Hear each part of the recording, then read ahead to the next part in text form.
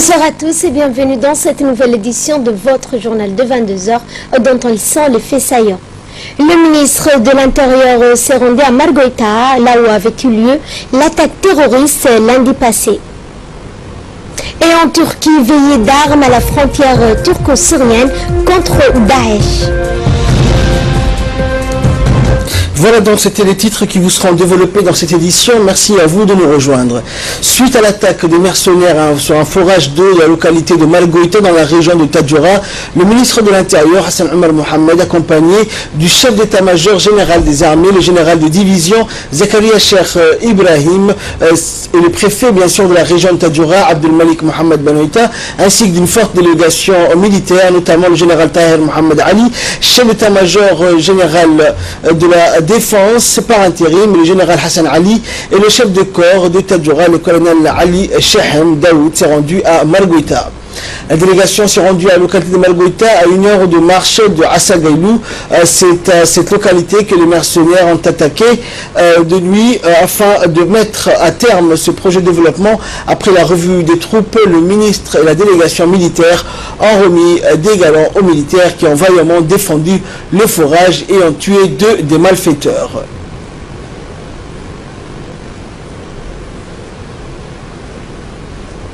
Ce sont quelques 36 militaires du corps de Tadjoura, le corps armé de Tadjoura, qui ont reçu des galons allant d'adjudant-chef au grade de caporal. La délégation conduite par le ministre de l'Intérieur a félicité les militaires pour leur acte héroïque.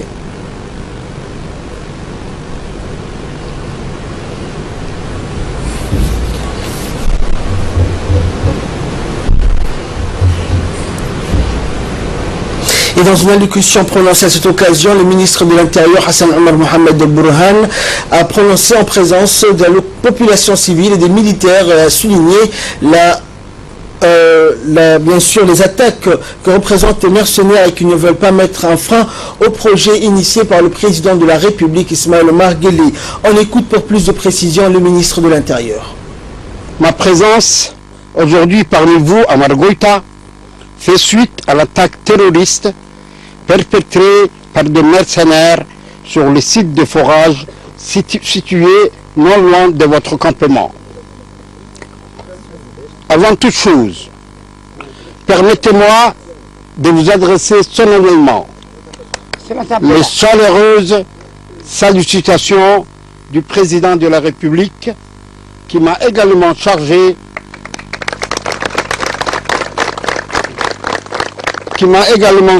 de vous faire part de son indéfectible soutien et de sa ferme volonté de poursuivre le projet de développement initié dans votre localité.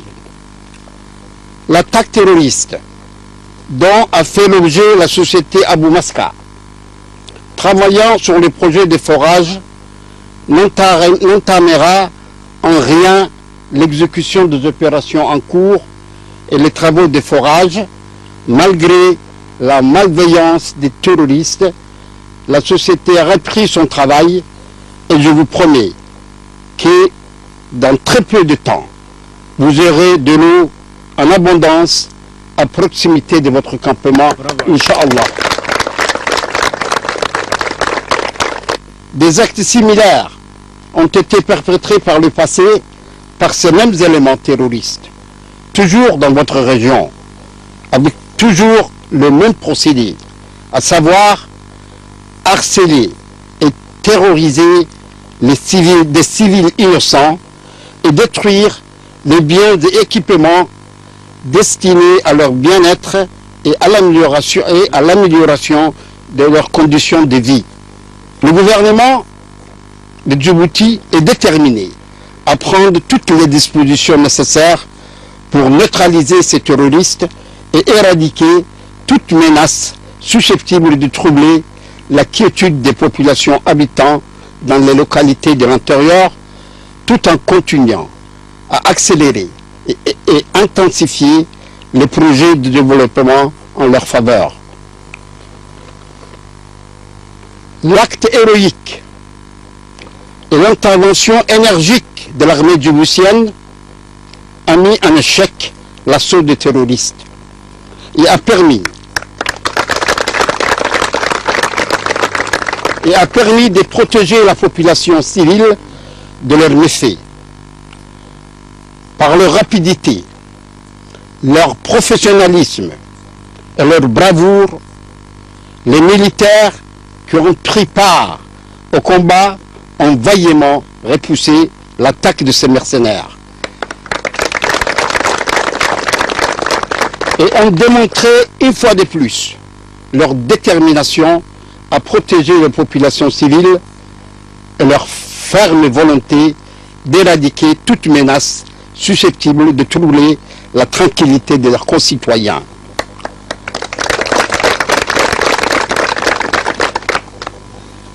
Ces militaires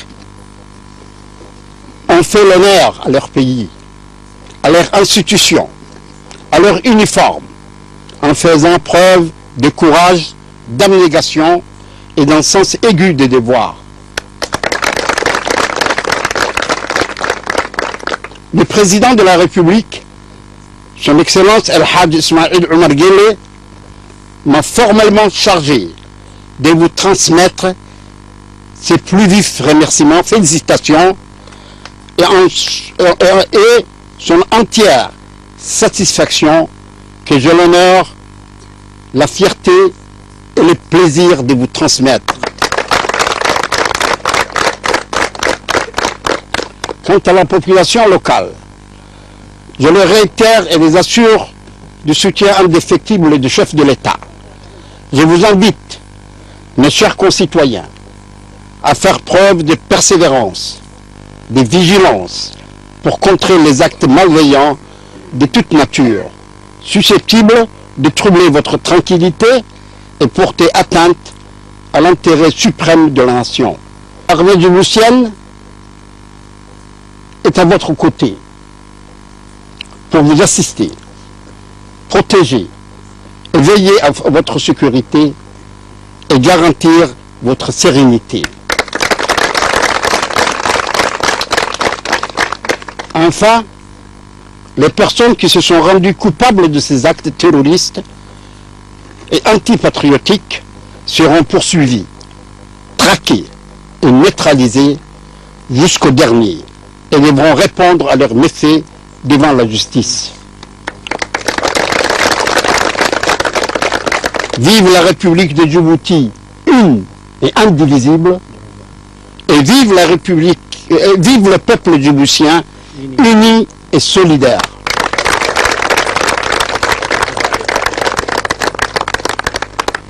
Restant toujours au niveau national, le ministre de la décentralisation, M. Hamadou Mohamed Aramis, accompagné d'une forte délégation comprenant son collègue de l'éducation, Moustapha Mohamed, des parlementaires dont l'ancien premier ministre d'Illeta, Mohamed Dilleta, et du maire de Djibouti, Abdullahi Hussein, s'est rendu ce matin à Tadjoura pour une prise de contact et de concertation avec les autorités de la région, les notabilités ainsi que la population. Le ministre et sa délégation ont reçu un accueil spécial en pleine mer à l'entrée de Tadjoura, là où la vedette qui les a acheminés a été escortée par les embarcations de pêcheurs jusqu'à l'escale. Là, les attendaient les autorités et le Oqal de la région, avec à leur tête le préfet par intérim Omar Jama et le président du conseil régional Hassan Hussein. Par la suite, la délégation s'est dirigée vers le siège du conseil régional. Les véhicules qui transportaient la délégation étaient accompagnés tout au long du trajet par des tricycles qui assurent le transport en commun au siège du conseil régional, dont une grande foule les attendait. Le ministre Aramis et sa délégation ont été salués par une foule en liesse devant le conseil régional de Tadjoura. De nombreuses personnes sont venues de différentes localités en l'honneur du ministre et sa délégation. Le ministre de la décentralisation originaire de Tadjoura et natif a pris la parole et a remercié la population pour son accueil. Le ministre a indiqué que sa visite a pour objectif de prendre contact avec les collectivités régionales afin de mieux s'imprégner de ses besoins, de lui transmettre la vision du chef de l'État qui compte accompagner la décentralisation et la doter de réels pouvoirs et moyens financiers. Selon lui, la décentralisation décentralisation est entrée dans sa troisième phase qui nécessite à la fois des réformes et des moyens humains et matériels importants. La création d'un poste de ministre délégué à la décentralisation s'inscrit ainsi dans ce sens selon le ministre, et cela 15 ans après le lancement du processus de décentralisation.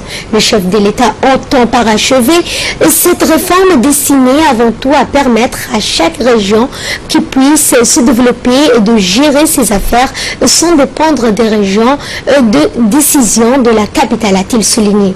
Le ministre délégué à la décentralisation a ainsi souhaité que tous les ministres concernés travaillent ensemble pour la réussite du processus de décentralisation, garant d'un développement harmonieux et durable dans chaque région. Et le ministre de l'Éducation nationale et de la formation professionnelle, Moustapha Mohamed Mohamoud, accompagné d'une forte délégation composée de hauts cadres du MENFOP, s'est rendu hier au lycée industriel et commercial LIC pour superviser l'état d'avancement des travaux de fabrication des tables et des bancs destinés aux établissements de l'enseignement fondamental. Le proviseur et le personnel du LIC ont réservé un accueil des plus chaleureux à la délégation. À noter qu'un vaste chantier de fabrication de tables destinées aux collèges et tableaux-bancs pour les écoles de base est entrepris dans l'enceinte du lycée industriel et commercial durant ces 2 derniers mois. Le ministre s'est rendu dans les différents ateliers du LIC où se poursuivent les fabrications des tables, des derniers lots des tables et tables-bancs. Le ministre a eu également l'occasion d'examiner de près toute la chaîne de fabrication. Au total, la fabrication de 5000 tables et tables-bancs est prévue pour mieux équiper les établissements de l'enseignement fondamental pour la rentrée scolaire 2016 et 2017.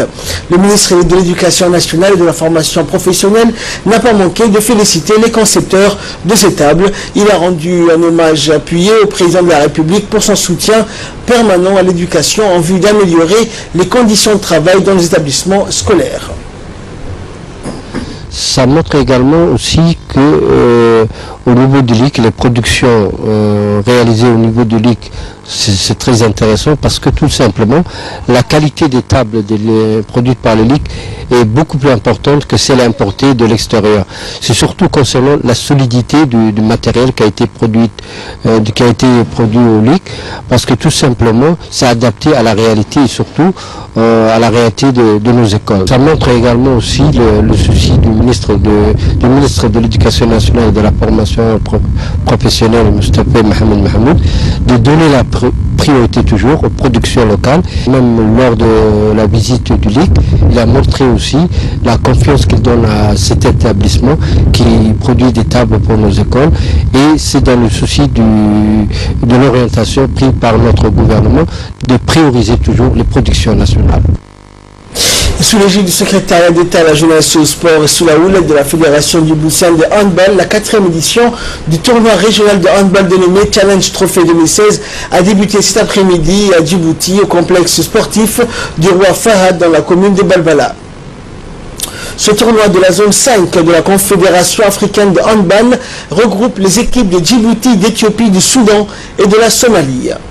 Le premier match de ce Challenge Trophy 2016 de handball a opposé les équipes féminines de Djibouti aux Soudanaises et le match est soldé par un score de 28-5 en faveur des Djiboutiennes. Le second match de cet après-midi a opposé cette fois-ci les garçons des équipes de Djibouti et la Somalie, et Djibouti a remporté ce match sur un score large. Ces matchs ont vu la participation de plusieurs membres du gouvernement, dont le secrétaire d'État à la jeunesse et au sport, Hassan Mohamed Kamil, des différents présidents de la fédération de handball des 4 pays participants à ce tournoi, et notamment du secrétaire général du secrétariat d'État à la jeunesse et au sport, qui est premier vice-président du comité d'organisation.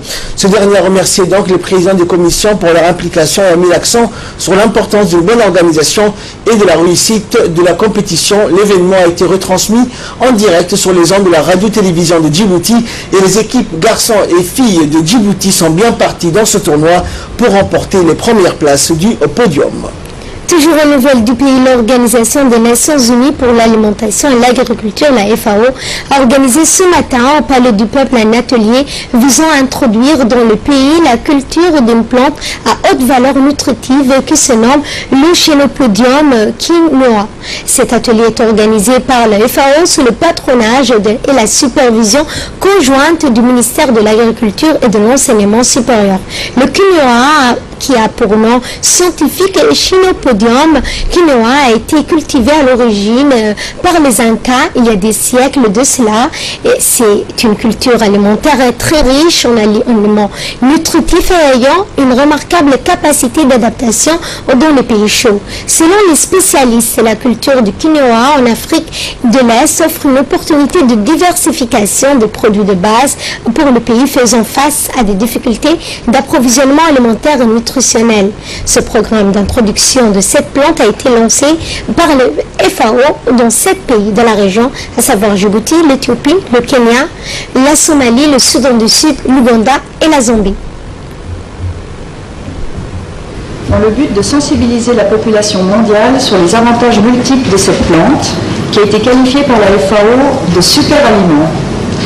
L'initiative dans le cadre duquel intervient ce programme de coopération technique vise à contribuer pour une stratégie mondiale de sécurité alimentaire afin de promouvoir les bienfaits et les utilisations potentielles du quinoa dans la lutte contre la faim et la malnutrition. À cette occasion, le secrétaire général du ministère de l'Agriculture a indiqué que son département a appuyé cette initiative d'offre de diversification des produits de base pour les pays faisant face à des difficultés d'approvisionnement alimentaire et nutritionnel. Nous l'écoutons. Je vous remercie pour votre participation à l'atelier de restitution sur l'expérimentation de l'introduction de la culture du quinoa. Le quinoa est une plante qui a été déclarée en 2013 par le système des Nations Unies comme culture de l'année et pouvant répondre à lutter contre la faim. Les vertus et les bienfaits de cette plante sont multiples. Et je laisse des soins à l'équipe de chercheurs qui ont mené l'expérimentation, non pas dans le laboratoire, mais sur le terrain. Cet atelier de restitution des résultats obtenus, issus d'un premier essai, vous seront présentés et nous espérons l'introduire dans nos pratiques culturelles. Enfin, permettez-moi de présenter mes remerciements à Madame la représentante et son équipe de bureau de la FAO qui ne cesse d'être présents à nos côtés dans les actions du développement. Au niveau national, toujours, un atelier international d'échange d'expériences sur le processus de ratification et de mise en œuvre du protocole de Nagoya sur l'accès aux ressources génétiques et de partage juste et équitable découlant de leur utilisation s'est tenu ce matin au Palais du Peuple. Cet atelier a été présidé par le secrétaire général du ministère de l'Habitat, de l'Urbanisme et de l'Environnement, Dina Abdallah Omar, et du directeur de l'Environnement, Hussein Oudilash, Mohamed Ilm Absiye, point focal du protocole de Nagoya sur l'accès aux ressources génétiques et le partage des découlant de leurs utilisations. A vu là également la participation de l'expert PNUD, Emmanuel Mousso, Léon et les représentants de 7 pays d'Afrique et d'Europe. Cet atelier va durer pendant 4 jours, c'est-à-dire du 23 août au 26 août prochain. Dans la période à venir, avant la deuxième réunion des parties au protocole de Nagoya qui aura lieu en décembre 2016, en même temps que la conférence des parties à la 13e réunion de la conférence des parties à la Convention sur la diversité biologique et la réunion des parties au protocole de Cartagena sur la prévention des risques biotechnologiques. Et le secrétaire général du ministère de l'Habitat, de l'Urbanisme et de l'Environnement, Dina Abdallah Omar, a prononcé durant son allocution et a expliqué que la diversité biologique est indispensable à notre planète et à l'humanité en général. Nous l'écoutons. Permettez-moi tout d'abord de vous transmettre les félicitations et les encouragements de son Excellence M. Ismaël Marguerite, président de la République de Djibouti, pour vos efforts et abnégations qui vous animent chaque jour et vous guident pour une utilisation durable de la biodiversité. Mesdames et messieurs les délégués, la diversité biologique, c'est-à-dire la variété des espèces et des écosystèmes, est indispensable à notre planète et à l'humanité. Le bien-être, les moyens de subsistance et la culture de tous les peuples de la Terre en dépendent. De manière générale, les écosystèmes fournissent des produits et des services utiles, voire indispensables à l'économie et à la société en général. Malheureusement, les experts et les scientifiques parlent de points de basculement ou points critiques pour certains écosystèmes, signifiant ainsi que ces écosystèmes ont atteint un stade de dégradation, n'offrant plus de possibilités pour un retour à un état de fonctionnement normal. C'est dans ce sens que l'ONG américaine Global Footprint Network, qui calcule chaque année le jour où la consommation mondiale de ressources naturelles dépasse ce que peut fournir la planète en une année, a clairement souligné que depuis le 8 août dernier, l'humanité puise dans les stocks à crédit. C'est pour lutter contre cette tendance à la raréfaction des ressources naturelles que la Convention sur la diversité biologique est adoptée au sommet de la Terre en 1992. Cette convention s'articule autour de trois objectifs que sont la conservation de la diversité biologique, l'utilisation durable de ces éléments et le partage juste et équitable des avantages découlant de l'exploitation des ressources génétiques. Mesdames et messieurs les délégués, en début d'un climat aride, semi-aride chaud et d'une superficie réduite, la République de Djibouti, située à un carrefour biogéographique important, recèle une richesse considérable en matière de diversité biologique. En effet, la biodiversité terrestre et marine confondue compte au total plus de 1400 espèces animales et 843 espèces végétales. Cela démontre que la République de Djibouti possède sur son territoire une diversité biologique assez importante, et ce d'autant plus que beaucoup de groupes faunistiques et floristiques n'ont pas été étudiés et que certaines zones n'ont pas encore été explorées pour leur richesse en biodiversité. La République de Djibouti, en accueillant cette conférence, voudrait partager avec vous sa modeste expérience sur le processus de ratification du protocole de Nagoya ainsi que sur les dispositions juridiques et institutionnelles mises en place. Le secrétaire d'État à la jeunesse et au sport, en étroite collaboration avec le Fonds des Nations Unies pour la population, le FUNIAP, a procédé ce matin à l'ouverture d'un atelier de formation sur la santé sexuelle et reproductive au profit des jeunes du CDC de PK12. Ces sessions de formation ont démarré le 9 août dernier et se déroulent tour à tour dans tous les CDC de la capitale jusqu'au 1er septembre prochain. Ces formations ont pour but de sensibiliser les jeunes sur les rapports hommes-femmes et leur éviter les comportements à risque. Les consommations d'alcool, de tabac, l'usage de drogue sont déconseillés. Plusieurs thématiques ont été abordées, à savoir le problème lié à la transmission du VIH-Sida, les mutilations génitales féminines, violences fondées sur le genre, ainsi que les différents moyens de contraception. Et les jeunes, bien sûr, ont par la suite pu, lors de ces ateliers, poser leurs questions et exprimer certaines de leurs préoccupations. Une cérémonie de présentation de livres a été organisée hier soir dans la bibliothèque municipale de la ville de Djibouti. La cérémonie a été organisée par Rachid Hachi, qui est un grand écrivain djiboutien. Il est l'auteur de plusieurs œuvres, dont la plus célèbre est L'enfant de Balbala. Rachid Hachi a publié seulement en 2016 4 œuvres, Les Acacias d'été, Ayam Daran et La Semelle de vent et Le Pacte du silence. La cérémonie a regroupé plusieurs jeunes étudiants, collégiens, lycéens et beaucoup d'autres amoureux de lecture. La soirée a permis également d'engager des échanges entre l'auteur et le lecteur. Rachid Hachi a mis l'accent sur l'importance de la lecture sur la vie d'un homme.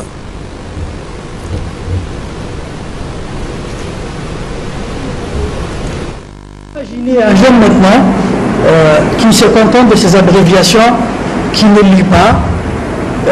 Si vous lui demandez par exemple combien de livres vous avez, on n'en parle pas des semaines, mais dans le mois, combien de livres vous avez lu? Aucun. Il est en classe de première, il est en classe de terminale, il est au collège, et il ne lit rien du tout. N'est-ce pas un drame? Nous avons aujourd'hui quatre nouvelles œuvres. Le Pacte du silence, que peut-être vous avez eu l'occasion de le lire. C'est un livre vraiment très caractéristique, qui est de l'époque, de notre époque. La première page dédicace, j'ai écrit une citation, un proverbe en Somalie, pour ceux d'entre vous qui l'ont lu, donc ce livre-là, c'est vraiment un livre très caractéristique. J'ai mis en scène un jeune de Galisévie, la Assadio, je l'avais pardonné. Il y a certains qui ont dit il pourrait échanger à essayer, il pourrait être de Balbala. Oui, mais on ne peut pas toujours accabler Balbala. J'ai déjà écrit L'enfant de Balbala. Et de là, nous passons à l'actualité régionale et internationale concernant la situation du Soudan du Sud, où le secrétaire général américain John Kerry a indiqué qu'il souhaite accélérer le déploiement des casques bleus dans ce pays en proie à la guerre civile entre partisans du président Salva Kiir et de son rival Riek Machar. John Kerry était hier au Kenya pour parler de coopération bilatérale, mais surtout a souhaité d'aller vite. Après une rencontre avec ses homologues kenyans, ougandais, soudanais, somaliens et bien sûr sud-soudanais, John Kerry a expliqué que tous s'étaient mis d'accord sur le déploiement immédiat de 4000 hommes supplémentaires au Soudan du Sud. Depuis le vote de cette mesure, les Nations Unies, il y a 2 jours, les autorités de Juba ont fait part de leur réticence, mais pour John Kerry, cela ne fait aucun doute, il faut aller de l'avant dans le déploiement de cette force régionale. À l'issue des discussions sur le Soudan du Sud, John Kerry a également annoncé plus de 138 millions de dollars d'aide humanitaire de la part des États-Unis, essentiellement de la nourriture, mais aussi de l'eau, des médicaments, des traitements pour prévenir l'apparition du choléra. Et enfin, pour clore cette édition, à la frontière entre la Syrie et la Turquie, le gouvernement d'Ankara a positionné des troupes et des chars près de la ville de Jarablos, soutenir les combattants de l'armée syrienne libre pour contenir les djihadistes de l'État islamique. Des chars d'assaut en position, mais pas encore de mouvement de troupes. À 70 km de Gaziantep, au sud de la Turquie, la frontière entre la Syrie connaît un calme relatif. Mais pas pour longtemps. Ankara a confirmé qu'elle compte soutenir les rebelles syriens dans leur combat contre Daesh. Objectif, la reconquête de la ville de Jarablos, à quelques encablures seulement de la frontière turque, une ville aux mains du groupe État islamique. Des images montrant des combattants de l'armée syrienne libre quittant la Turquie pour entrer en Syrie attestent en tous cas qu'ils sont armés et prêts à en découdre avec l'aide d'Ankara. À 300 km de là, dans la ville d'Asake, à l'est de la Syrie, le calme reste tout aussi précaire. Après les combats meurtriers de la semaine dernière entre le groupe kurde et le régime syrien, un cessez-le-feu était en discussion, mais une source kurde a finalement démenti cette information. Les autres villes syriennes, dont Alep et Idlib, subissent les raids intensifs des avions russes et ceux du régime. Ces raids aériens font des centaines de victimes, principalement des femmes et des enfants. C'est tout pour ce journal. Merci à vous de nous avoir suivis. Nous vous souhaitons à tous et à toutes de passer une agréable soirée avec la suite de nos programmes télévisés.